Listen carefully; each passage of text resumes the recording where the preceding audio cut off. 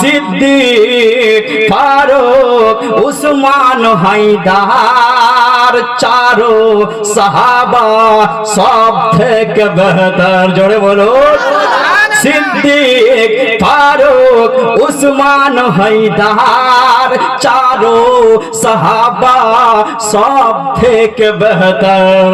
তাদের দিলের আছে আল্লাহর পয়গম্বর। নারায়ে তাকবীর,